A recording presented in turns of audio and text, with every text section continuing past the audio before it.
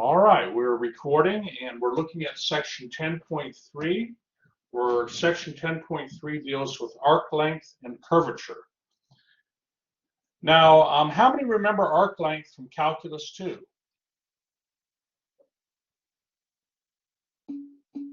Sure. Or no, remembers Angela, Alexander? Sure, all of you remember arc length, and when you studied arc length in Calculus 2, you studied arc length for curves in, curves in two-dimensional space. So remember what you would do is you would find the parametric equations to trace out the curve in two-dimensional space, and the parametric functions would be f of t and g of t. And to find the arc length, you would simply differentiate those functions, square them, add them, and we got the square root. And then, I mean, you see it there in the formula. How many does this ring a bell, this arc length formula that you see here from Calculus 2? It should be familiar. Excellent. Aura, Angela, Lexi, Mary, Marina, wonderful, wonderful. Well, as you probably can ascertain, if we're talking about the length of an arc in or space curve or an arc of a space curve, if we're talking about the length of an arc in three-dimensional space, this would be the formula. So it's just an extension of what you learned in Calculus 2, and it can be derived similarly. So in terms of a figure, in terms of the situation, I mean, this is now what we're looking at. We have a space curve, and you know, if you remember in Calculus 2, the way they derived the arc length formula for a two-dimensional space curve is they looked at line segments on the arc, you know, that made up the arc. Well, you can do the same for three-dimensional space curve, three-dimensional arc, and you know, this is going to be the formula that you get. Now, what is you see the integrand there? I mean, let me just go to the whiteboard here. So,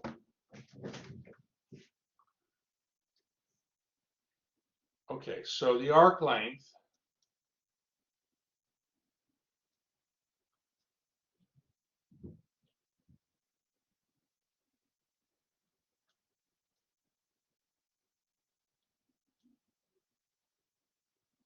I'm just writing down formula 2 from section 10.3.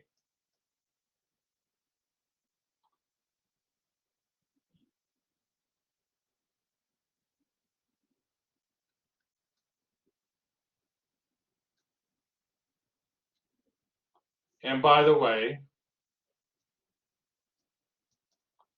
we'll note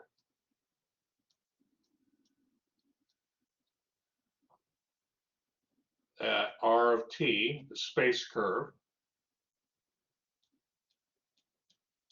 is traced out with components with these parametric equations.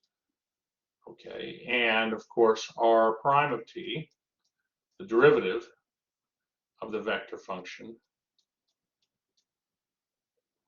would have components that are derivatives of the parametric functions. So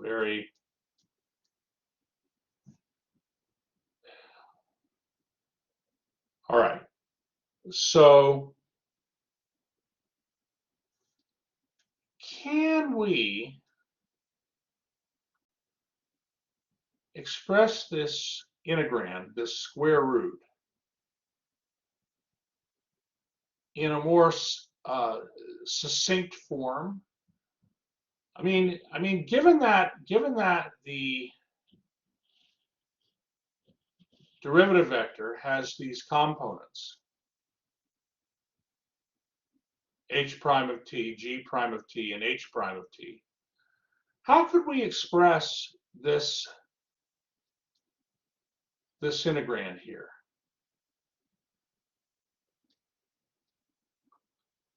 I mean, how could we express it?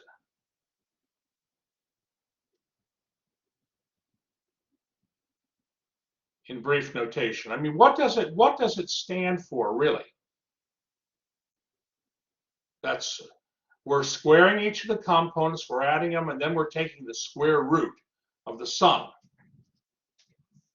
of those squared components. Ah, good, Norina. Hold that thought, Alexander.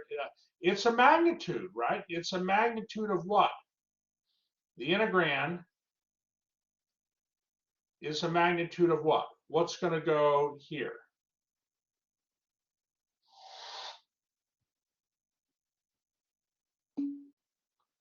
Very good, Mary. That's right.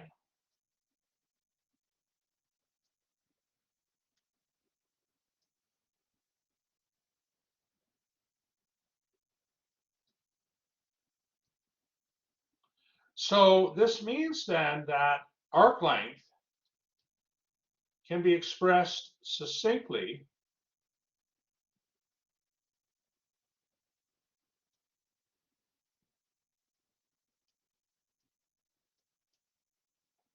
by this formula here.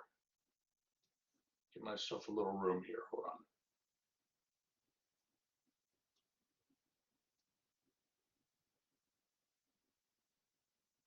Okay. So that's arc length. And I'd like to look at some problems involving arc length. But are there any questions before we? Well, actually, that supports then. Hold on one moment. Wait, let me get my whiteboard back. I had one too many parentheses here. Don't need this, right? Oh, well, wait, no, hold on. I don't have the formula quite right here.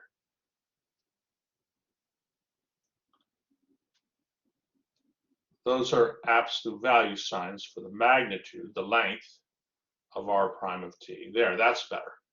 That's better. So now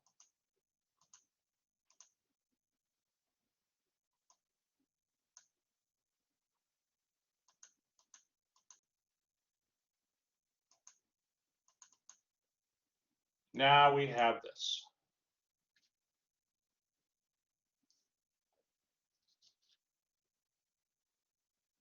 So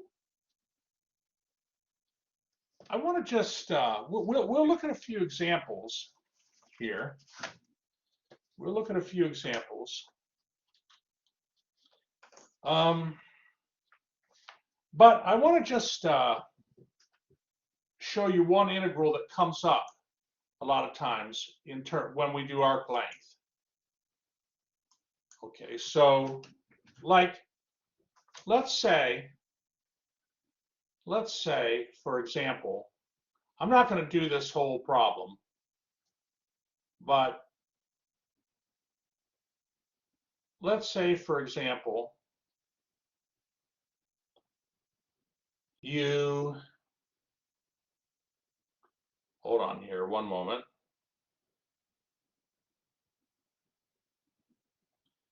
Yeah, maybe you have RT equal to 3.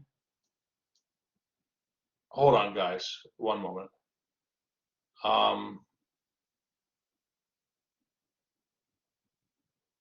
No.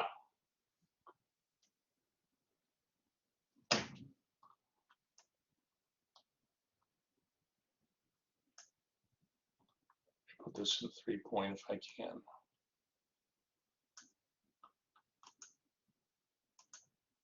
Yeah, let's say you have something like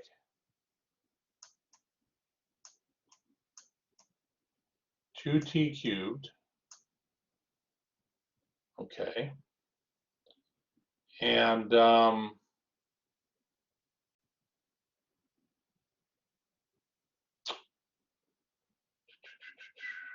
one moment. I'm not doing this right. Hold on. Just give me a moment here. I do want to do it.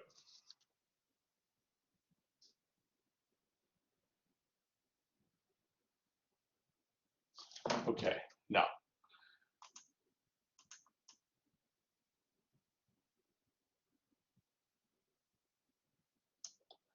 Okay. Let's say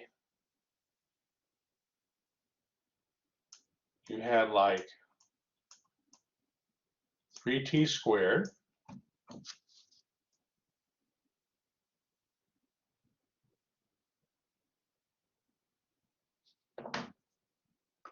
and let's say you had 2t cubed and 0. Okay. And you want to find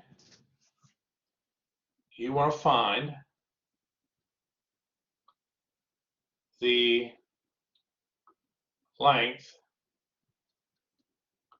of the arc,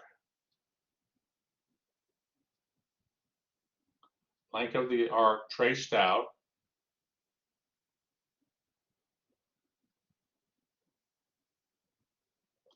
find the length of the arc traced out by this position vector r of t from t equals 0 to t equals 1. Okay? So for the solution, of course, we need to find r prime of t. And we recognize that as 6t and 6t squared and 0.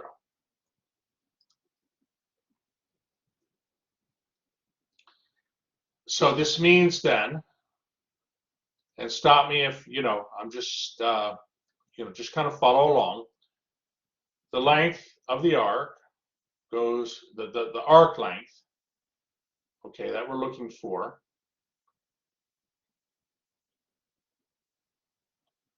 goes from t equals 0 to t equals 1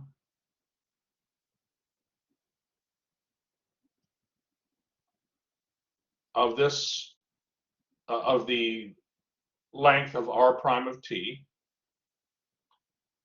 which is going to be then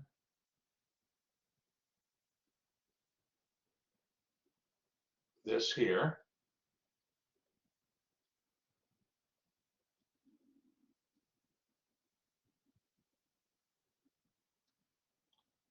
Okay. And that's going to equal then the integral from 0 to 1 of the square root of 36t squared plus 36t to the fourth. Okay. So this is our integral. Maybe I can try to fit up here what I'm looking to do.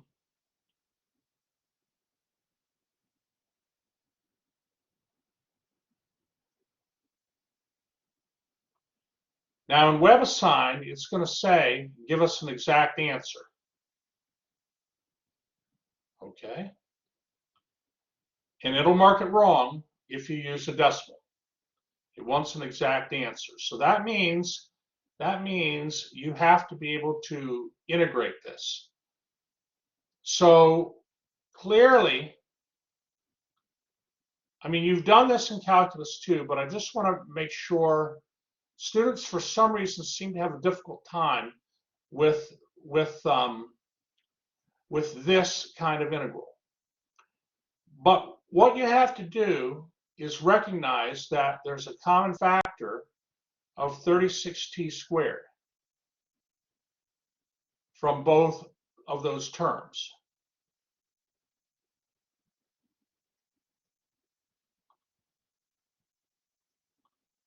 Okay, there's a common factor of 36t squared from both of these terms.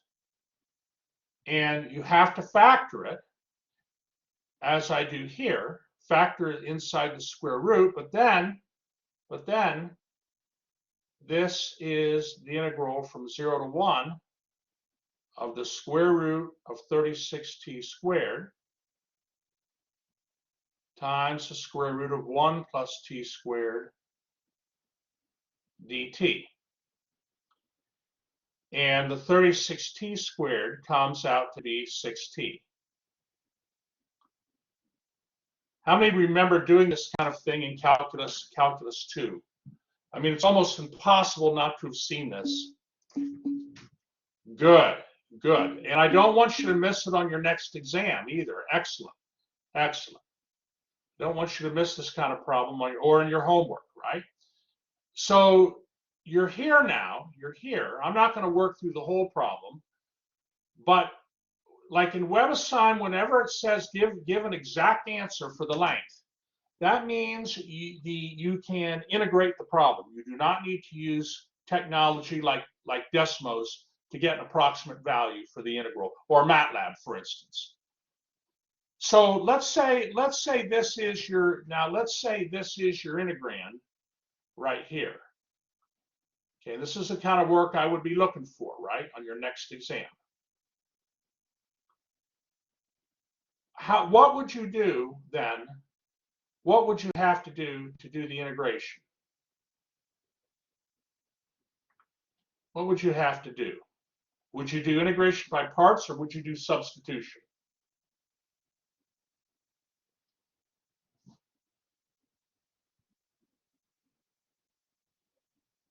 I'll tell you what, let me go to a clean screen. This is all recorded. Let me write the integral down. Well, let's find out. Let's find out. So we're good here. Let's just write that integral down. Let's just write that integral down that we had from 0 to 1. And by the way, it came out as just a 6t because t goes from 0 to 1. You don't have to worry about, absolute value. I mean, it just works out like this. So what if you were to let, I always like to try substitution first.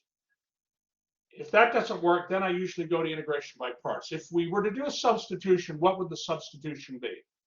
What would we let u equal? How about 1 plus t squared? Because it's the part under the square root that's given us trouble, right? That's why we can't get the antiderivative. We can't do the antiderivative of the square root of 1 plus t squared. So if you let u equals 1 plus t squared, du dt equals 2t. And so du is 2t dt. And since we have a 6t here, a 6t dt, I want to have a 6t dt here, but that requires me then to multiply both sides of this little equation by 3. So now everything's accounted for in the substitution. The square root of 1 plus t squared becomes the square root of u. 6t dt is 3 du, right? And the limits, well, 0 becomes a 1 because, u is 1 plus t squared. So 1 plus 0 squared is 1. And then what would the top limit be? What would this top limit be here? Good, Alexander. It would be 2, because again, you're going to take 1 plus 1 squared. That gets you 2 because the t limit there was 1. So you're going to the integral from 1 to 2. You can pull the 3 out. 3 times the integral from 1 to 2 times the integral from u to the half du, and then you can just continue it, get the antiderivative and work it out. Okay, so was this helpful, this little review?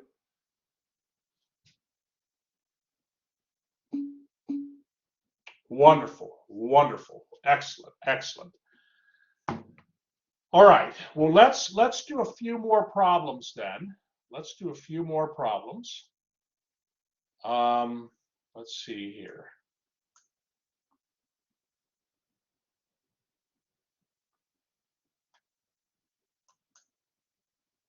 Let's do a few more.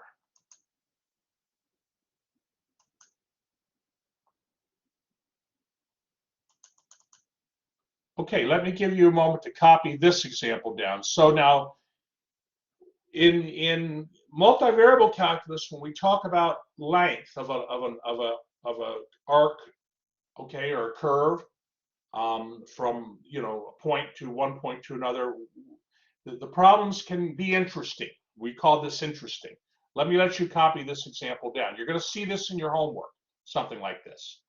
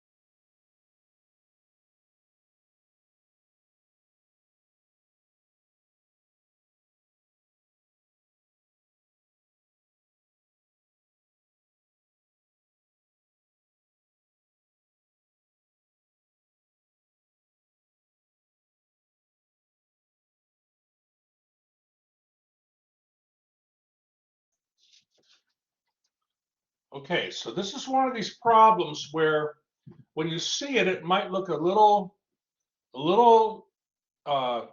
scary, but it's not. I mean, let's think about what we have here. Let's think about what we have here. So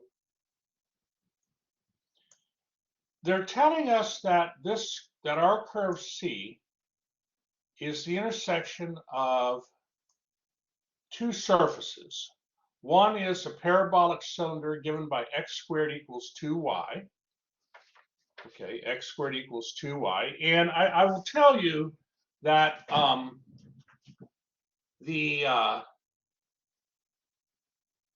hold on.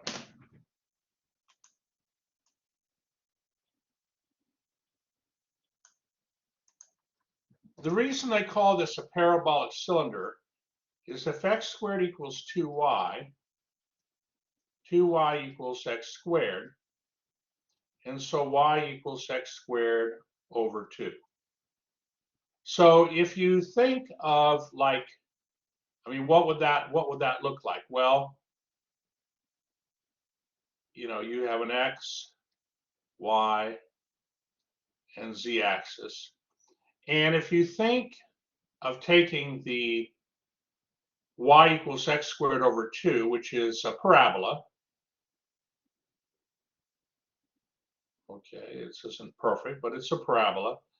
And if you were to take that parabola and lift it up and down, lift the parabola,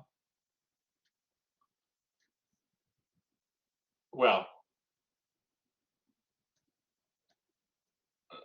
just think of lifting it up and down. It's not the best picture, but it's basically it's like a cylinder is a vertical cylinder is I mean, like a tin can.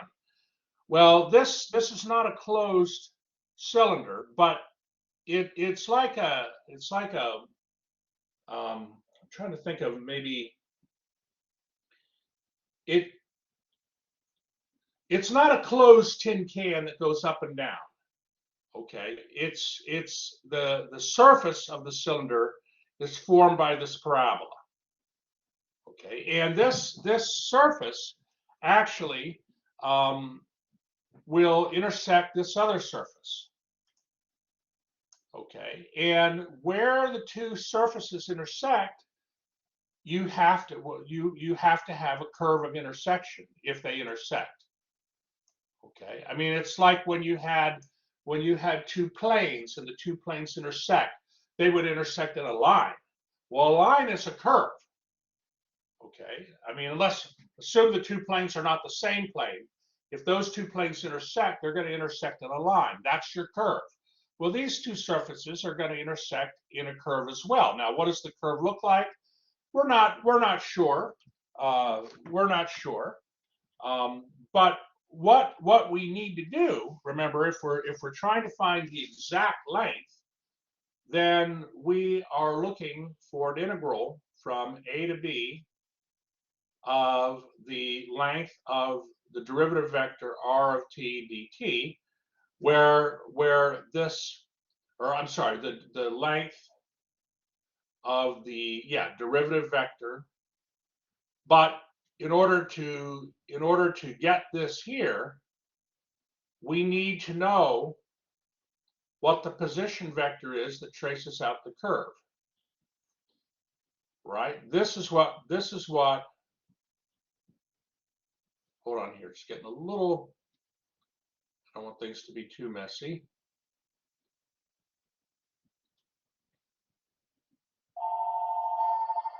This is what we need to find. One moment.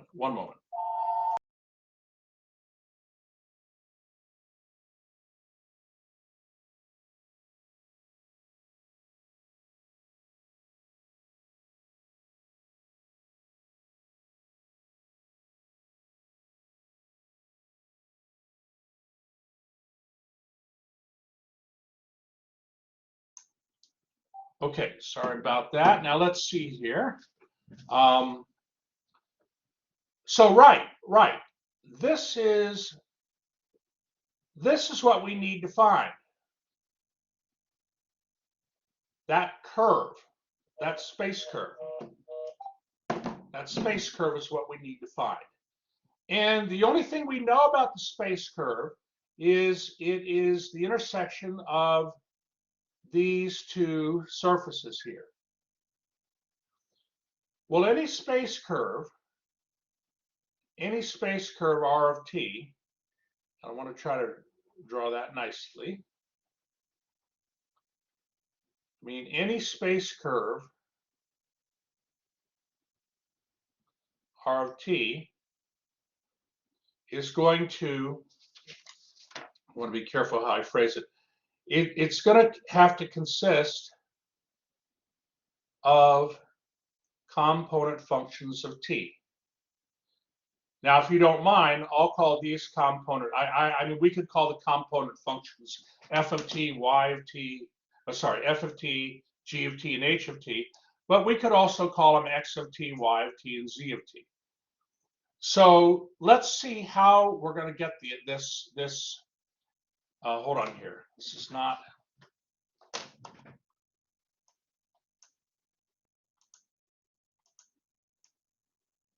a derivative. This is our space curve C.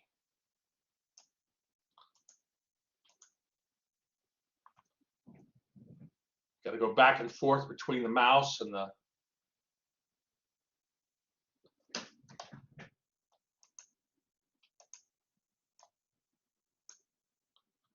Okay, so this here is what we are looking to find. So let me show you how to do this.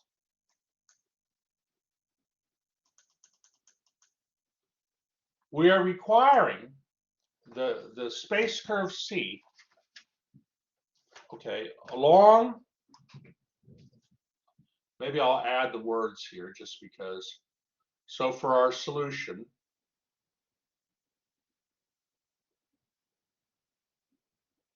man, I'm going to write well. I'm going to make it very readable, right?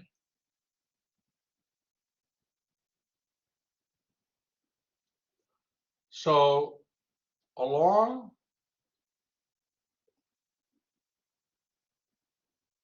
my curve C, both of these equations have to be true. X squared would equal 2y, and y would equal x squared. No, I'm sorry, I'm not phrasing this right. Let me do it again.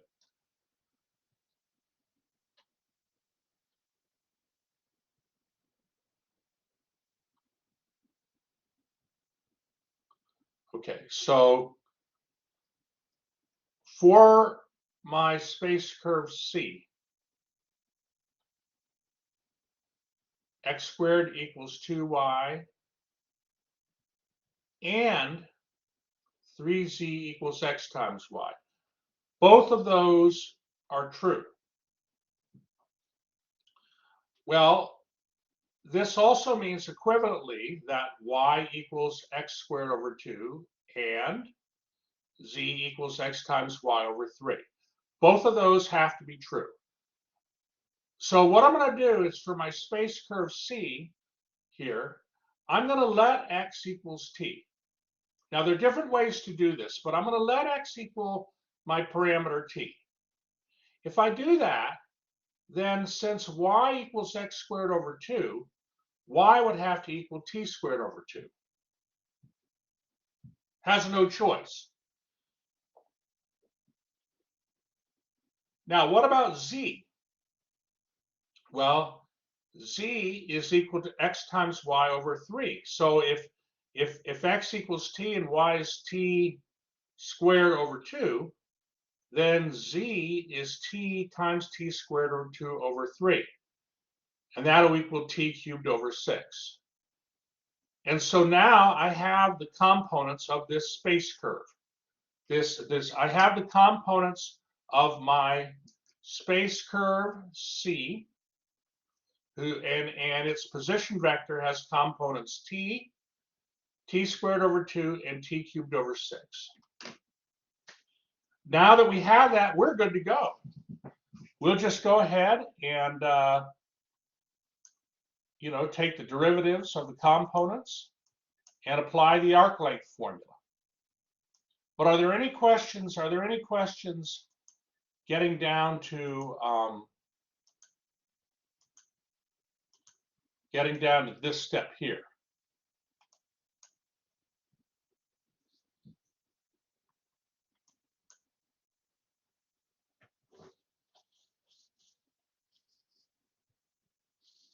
So they're not just giving you, like in calculus 2, most of the problems you had, they gave you the space curve where it was kind of, it wasn't that hard to figure out, but a lot of times they gave you the space curve. They gave you R of t. Here you have to figure it out. And they had problems like this, so it helps you work it helps reinforce your geometrical thinking for three-dimensional space. Okay, well now we go ahead and we apply the integral formula. And notice the integral formula is with respect to t, so you need t limits. We start at the origin, so that means t equals 0. If we're, here,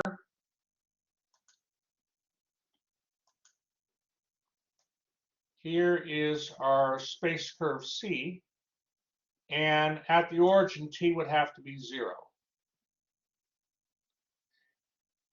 And then, just kind of put a check here. And then at 6/1836, okay, if our space curve, which is the intersection of these two surfaces, it begins at the origin and goes to the point 6/1836, well, that would be an ending value of t equals 6. It has to be. It has to be. Notice that, maybe I'll just write it here. It's kind of cool. Notice that you have 6 squared over 2, and 6 cubed over 6, right? If you plug it in that formula there, and that's going to get you 36 divided by 2 is 18, and 6 cubed is 216 divided by 6, then that is 36.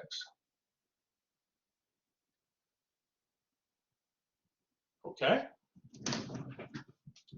So, okay. Now, here's where you have to be kind of clever, right? You have 1 plus t squared in the under the square root. You have 1 plus t squared plus t to the 4th over 4.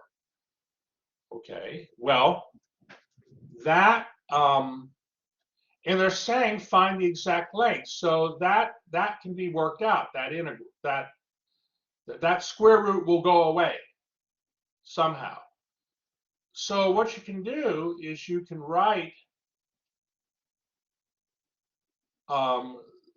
what's under the square root there like this, and then recognize that this is just t squared over 2 plus 1 times t squared over 2 plus 1.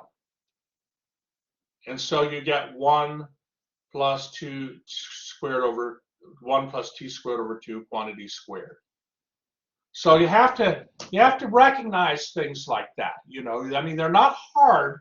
These like, working out the integral, it's not exactly hard, but you have to kind of notice things like that.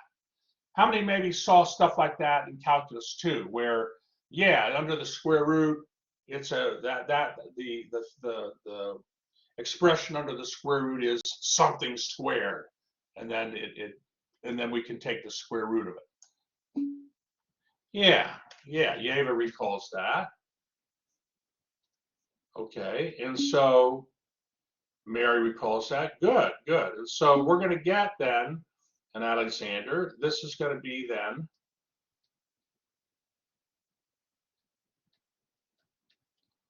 our integral, and we can integrate that. That's not a big deal. So I'll finish it on the next page. Are there any questions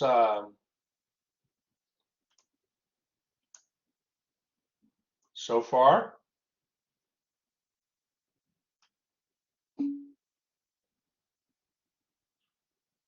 Okay, R is good.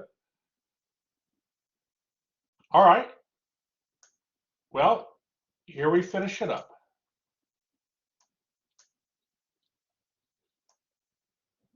And it turns out that the length of this arc is equal to 42 units.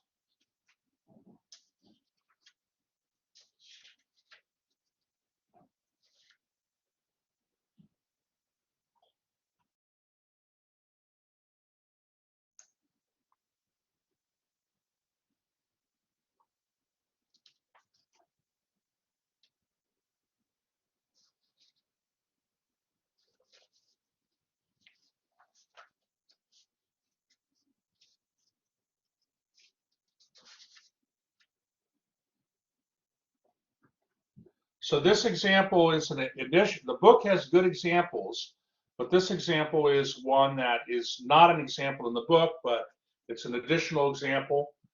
just to, because I know something like this will likely come up in your homework, and I think it's we can't, we do the best we can, right? But I think this is good. I'd like to look at another problem as well.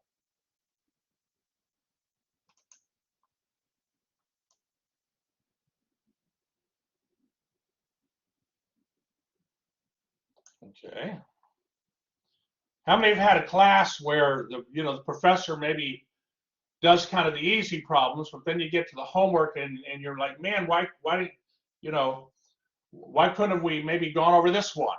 This was a hard one, Yeah, okay. R knows what I'm talking about. So now we don't, we do our best. Right. R and Brad know what I'm talking about. All right. Well, let's do another one here. Let's do another one. Let's look at another question. Hold on here. Okay. Here's one. All right. Take a moment to copy this problem down.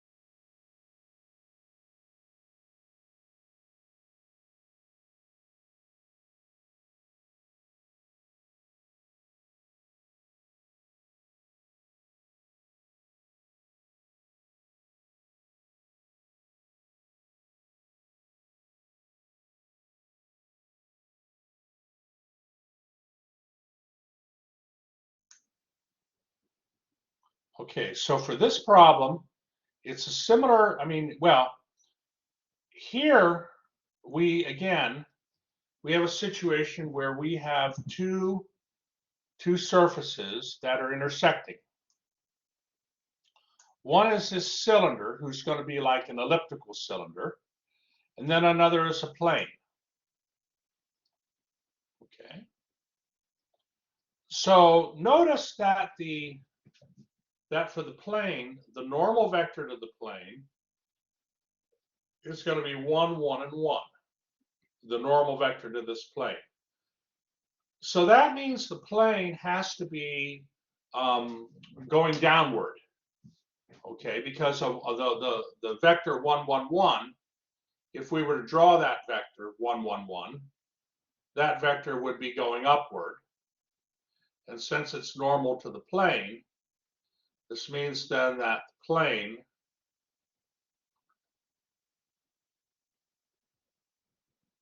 has to be going in the downward direction.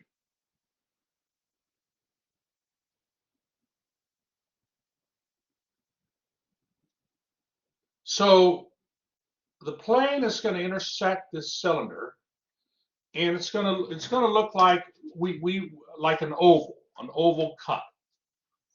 But just like the last problem, in order to use the arc length formula, we need to figure out what space curve is going to model this intersection. Okay, what space curve is going to model this intersection?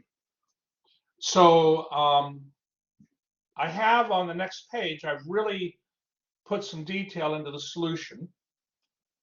So let's bring the next page up. Okay, a lot of writing,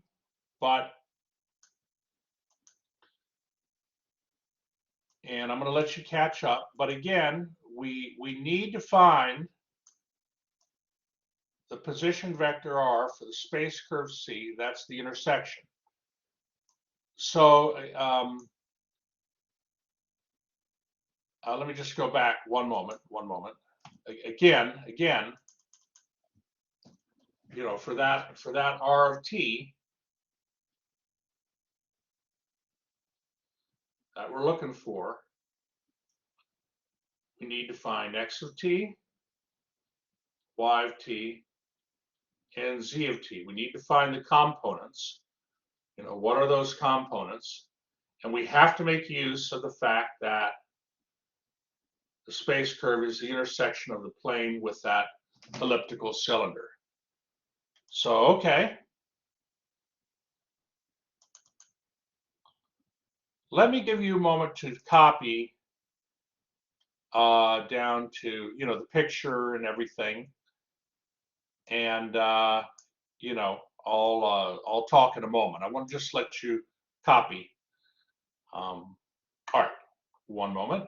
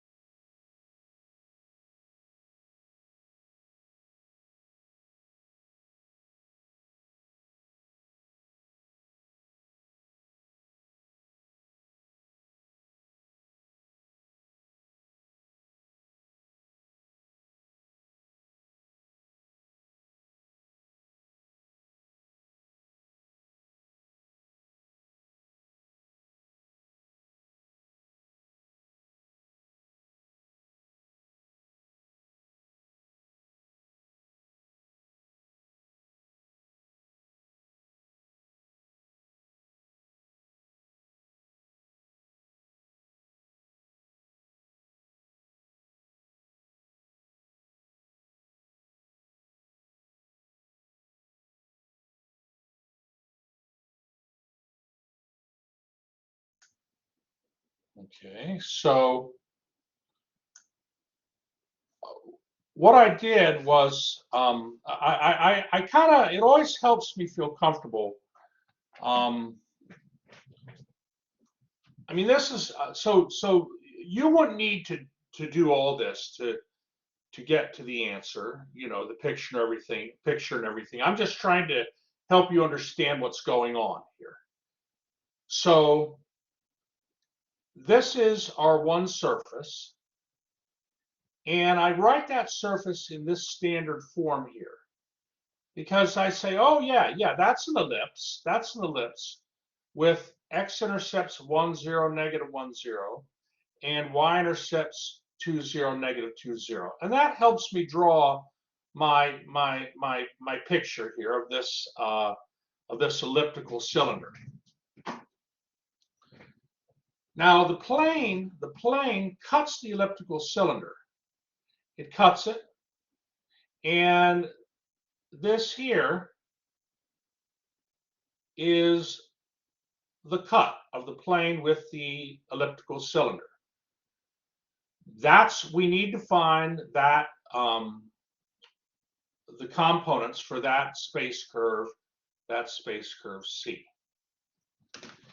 Well, on that space curve, remember, both the plane and the coordinates of that space curve, these XYZ coordinates of the space curve, have to satisfy both the equation of the plane and the equation of the elliptical cylinder, because those points lie on the intersection of those two surfaces.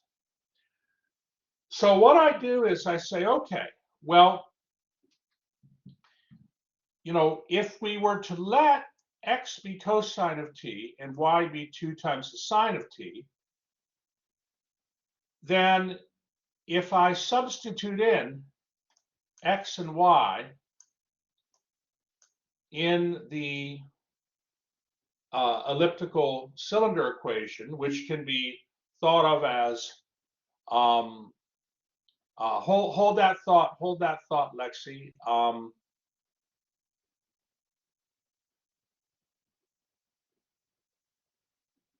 hold that thought for a minute.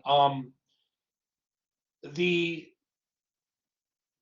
so you know, like if I have like, say I had a circular cylinder, x squared plus y squared equals 1, a circular cylinder with radius 1. You would say, okay, x would be cosine of t, y would be sine of t, right? For that, if we had a curve on like a horizontal space curve on that cylinder, that's 2 units above the xy plane, you would say x equals cosine of t, y equals sine of t, and z equals 2.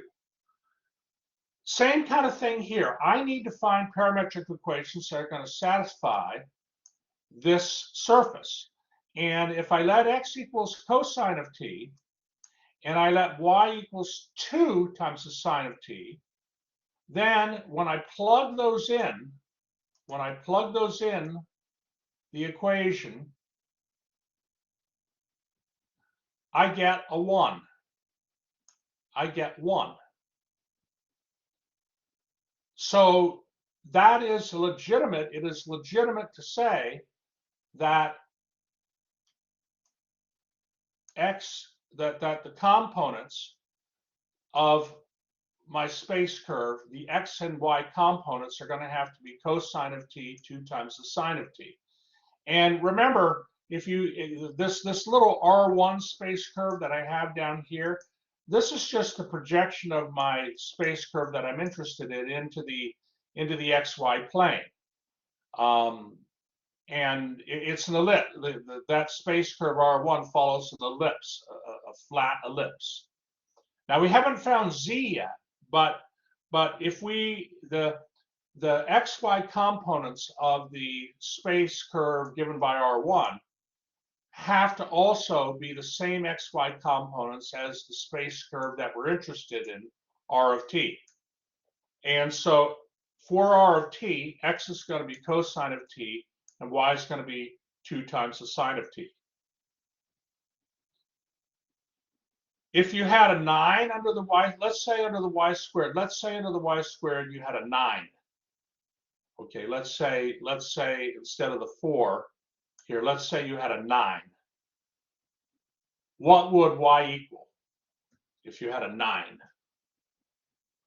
It couldn't equal 2 times the sine of t anymore. It would have to equal what?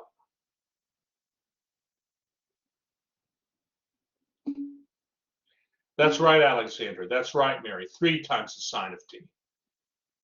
That's right. Now, Lexi, I think my x-intercepts and y-intercepts you're thinking there's an issue with them, or are you comfortable with them?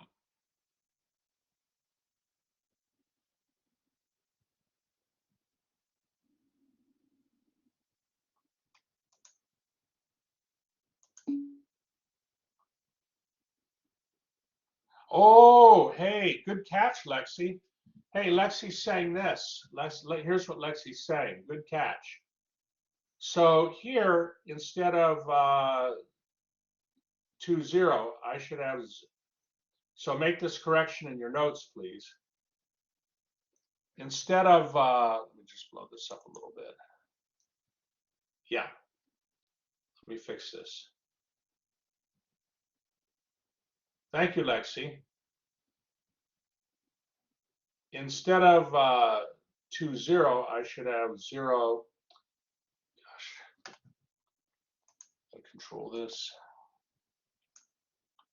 I should have 0, comma 2 and 0, comma negative 2. Thank you, Lexi. Very nice. Good catch. I'm going to fix that on my notes right now.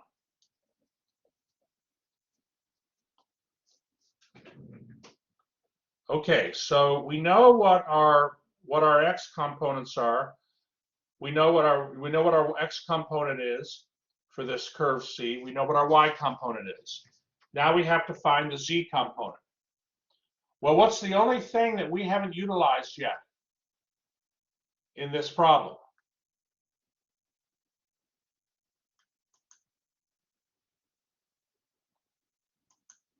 What have we not used yet to help us to find this space curve C?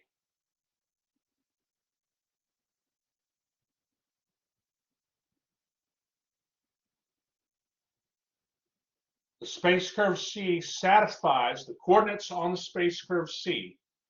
These coordinates here satisfy the equation of the elliptical cylinder and the plane. That's right, Mary. So now we have to use the plane. And notice the plane is x plus y plus z equals 2. So if x plus y plus z equals 2, that means z equals 2 minus x minus y.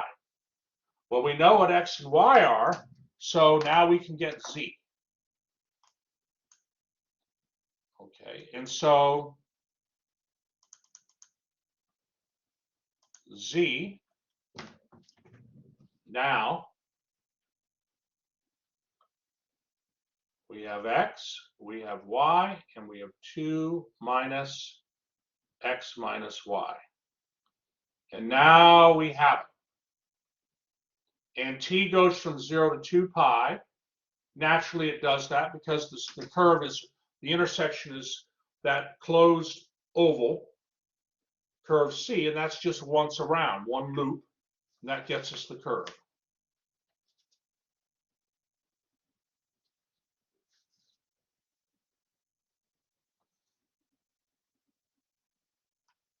So these problems now, they're very important that you practice these in, in your homework, because, on,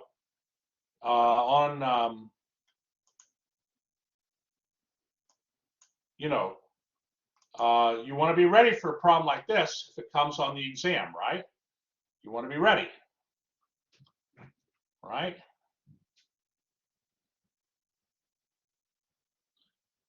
So, okay, we have R. Now we have to find R prime of T. That's what I have here. And let's see here. And now we need the length of R prime of T.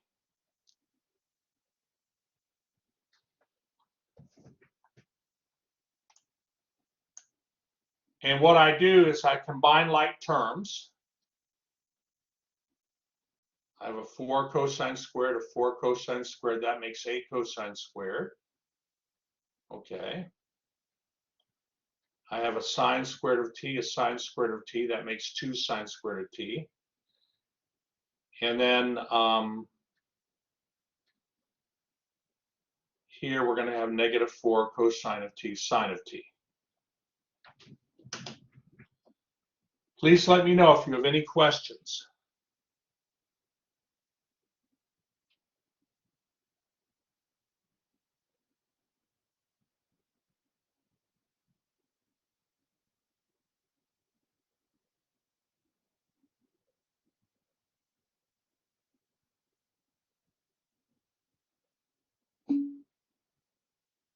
Yes, Alberto.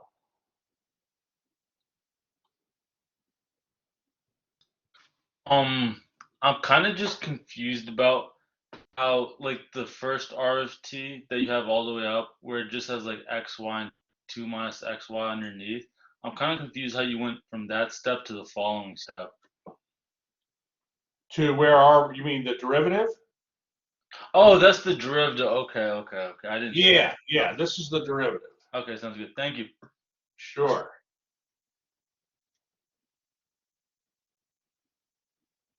All right. Are there any other good questions?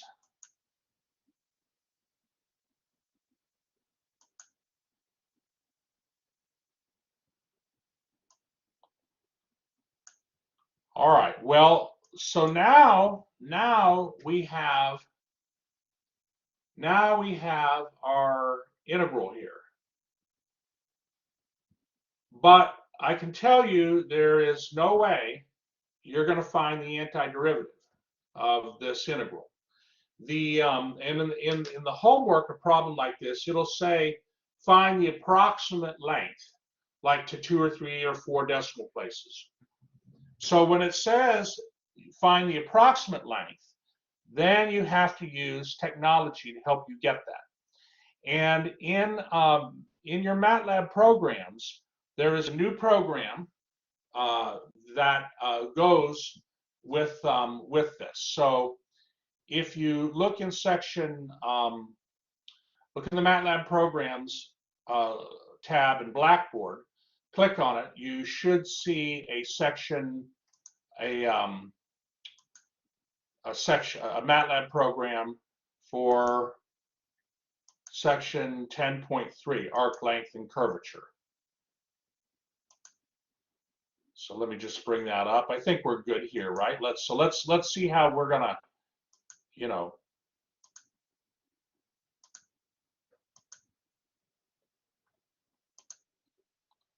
Okay, how many are, if you open up this program, does it, it should open and share, and it's to help you find the approximate arc length.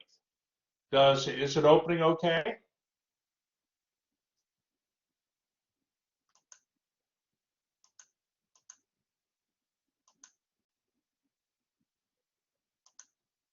I'm bringing up, hold on here, we don't, a lot of windows open.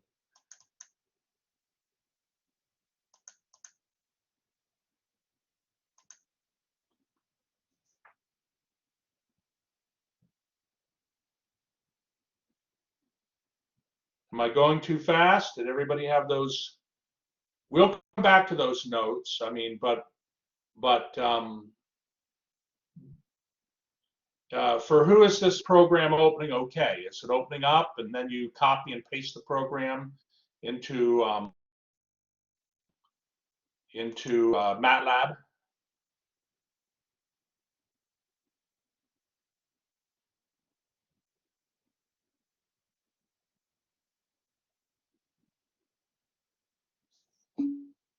Okay, it's opening for you, Alexander. Okay, good, Lexi, it works. Okay. So, okay, one moment.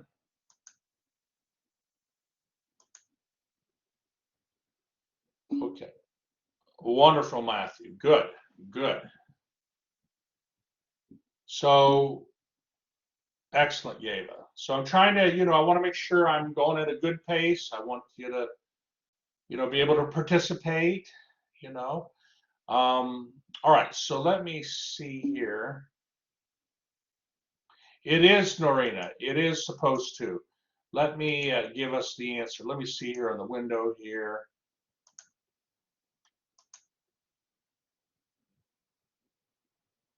That's not exactly the one I want. Hold on, let me go back. Yeah. So this is the code. This is the code, and actually the code's kind of long. So let me adjust this here so you can see it all. Good, good, Ashifa. And of course, sims of t, you need to, hopefully everybody has their symbolic toolbox installed with the MATLAB. And and what we're doing here is, this is an integral. To do an integral, we use the int command, and we're taking the integral of the square root of that interesting expression. The limit t goes from 0 to 2 pi, and there's a command called double that will, if you don't use the double command, you could get a very ugly answer. Okay, very ugly answer. You want a decimal answer, so you use the double answer to get that. So what I do, and notice it's green on the in the MATLAB, it's green on the, like, I always take my code and paste it in the script editor, and it's green, so it means the code's good, it should run. So I will now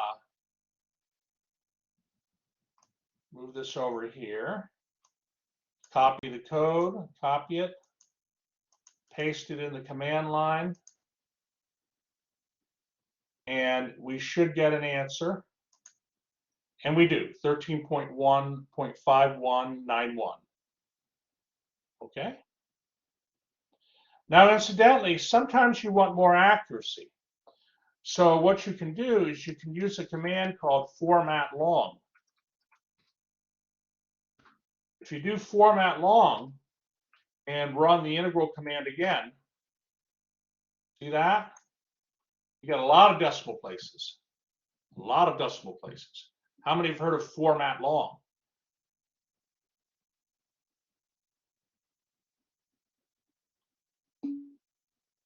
Okay, computer science. Alexander's heard of it. Okay. All right. Well, you know, and then you can always go back if you want to format short, and no problem. Let me see here. Hold on. There was a comment. One moment here.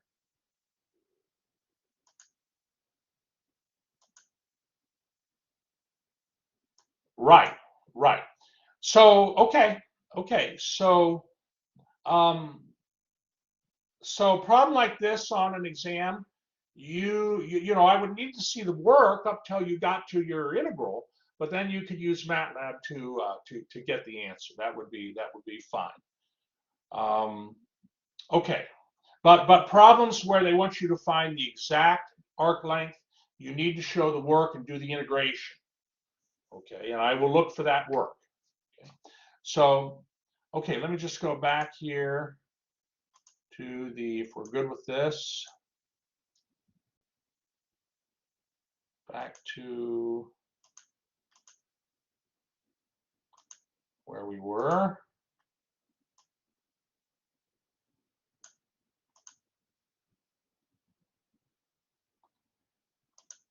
Okay, and so this is then the length, the 13.5191 is the length of the arc, the length of that oval curve. That's the intersection of the that cylinder and the plane. Who's feeling good, reasonably good? Are there any questions? Are you feeling reasonably good here? Okay, Angela's good, Yeva's good, Alexander's good, Matthew's good. Abdullah's good, excellent. Matthew, can't, so the integral command in MATLAB is only to be used for problems where you need to find a decimal approximation. The other type problems where you can do the integration and get an exact answer, you know, if MATLAB says find the exact length for this curve, then I'm going to want to see the integration. And by the way, the integration is going to be fairly straightforward usually. You know, for the problems I assign, the integration should be Matthew. It should be reasonable. Okay, you know. So I think Matthew, does that answer your question?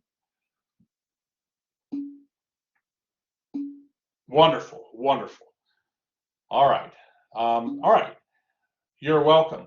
What I'm going to do, class, is I'm going to stop the recording here. Then, if we're good, I'll stop the recording. Now we're going to cover more of section 10.3, but this is our first lecture on it, so I'll stop the recording. Excellent.